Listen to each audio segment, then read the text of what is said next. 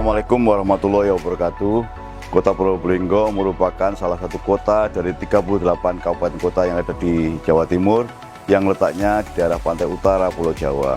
Kota Probolinggo memiliki luas 56.667 km persegi yang terbagi dalam 5 kecamatan dan 29 kelurahan dengan jumlah penduduk tahun 2022 sebesar 243.088 jiwa.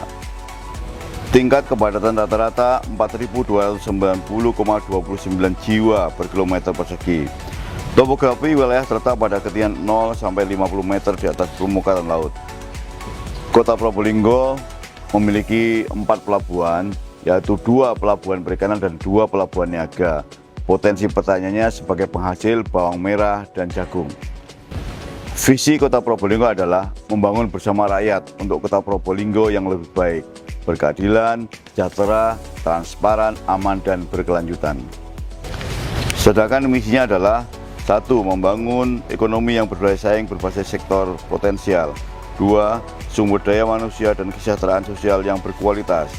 3. Infrastruktur dan lingkungan hidup yang berkelanjutan. 4. Tata kelola pemerintahan dan pelayanan publik yang baik.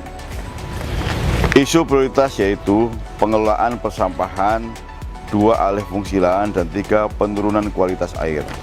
Isu strategis pengelolaan sampah. Yang pertama, peningkatan jumlah penduduk dan kurang optimalnya pengelolaan sampah dari sumber ke TPA. Kurangnya kesadaran masyarakat dan masih kurangnya penegakan perda. Kurangnya partisipasi masyarakat menggunakan jasa PGS menyebabkan timbulnya titik pembuangan sampah liar. Adanya pembakaran sampah yang menyebabkan meningkatnya emisi gas CH4 dan sampah yang dibuang di sungai sehingga menyebabkan banjir. Dari masalah tersebut solusinya adalah adanya program Proklim, Kelurahan Berseri, Adiwiyata, dan Eko Pesantren. Memperbanyak biopori, pemasangan papan himbauan, serta meningkatkan peran bank sampah. Pembinaan budaya maggot, pengelolaan sampah dari sumbernya yang kurang optimal, kurangnya armada pengangkutan sampah, kurangnya TPS di wilayah selatan, dan kurangnya sarana prasarana dari personil penanganan sampah. Sedangkan solusinya adalah penerapan pengangkutan sampah dari konvensional menjadi semi modern, yaitu pengangkutan sampah dengan armada sampah berupa truk kompaktor. Yang saat ini Kota Probolinggo memiliki 2 unit armada truk kompaktor. Permasalahan meningkatnya sampah anorganik ke TPA karena tingginya online shop sebagai dampak pandemi COVID-19 menyebabkan ketergantungan tinggi terhadap TPA yang akan menyebabkan TPA overload. Solusinya perlu dilakukan perluasan TPA, pengurangan sampah masuk TPA dengan melakukan pembangunan pusat daur ulang yang menghasilkan produk paving dan balok kayu. Isu strategis alih fungsi lahan. Pertambahan jumlah penduduk berdampak pada peningkatan pembangunan perumahan yang berakibat pada penurunan luasan lahan, pertanian, serta membawa perubahan iklim mikro. Solusi upaya pemerintah Kota Probolinggo dalam pengendalian pembangunan perumahan diatur dalam Perda Nomor 1 Tahun 2020 tentang Rencana Tata Ruang dan Rencana Wilayah.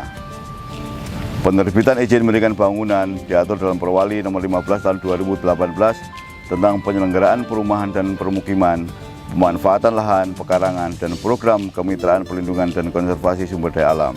Sebagai aksi nyata, pembangunan RTH baru dan pengendalian penjagaan dan pemulihan kerusakan RTH dan kegiatan penghijauan.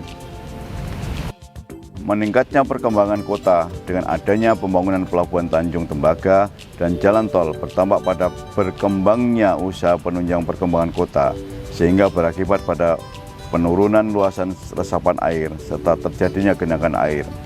Solusinya adalah pemerintah Kota Probolinggo berupaya berkomitmen dengan membuat kebijakan ruang terbuka hijau kawasan perkotaan sebesar 30%.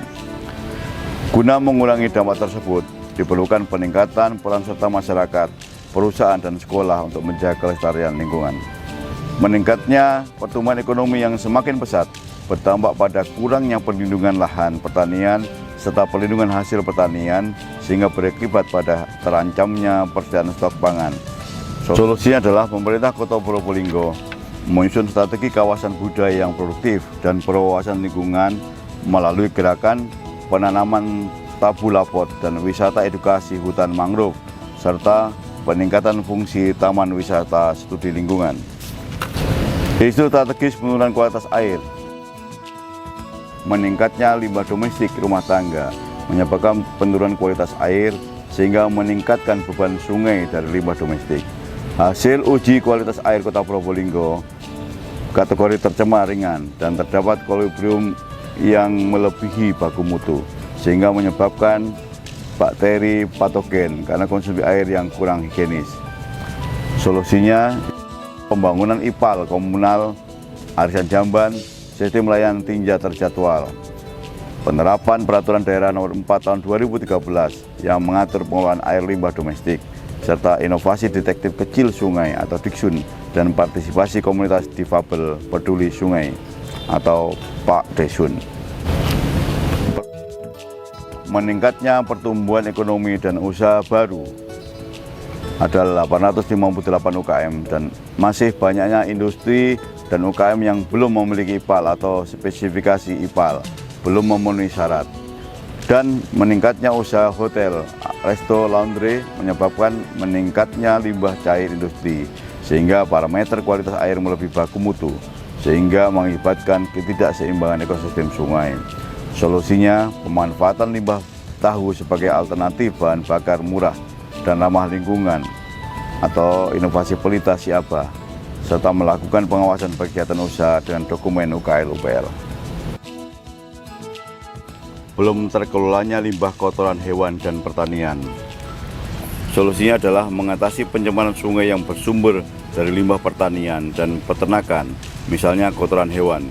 Dilakukan pembangunan TPST atau rumah kompos, pemanfaatan kotoran hewan sebagai biogas, serta pemberlakuan kewajiban penggunaan kartu tani.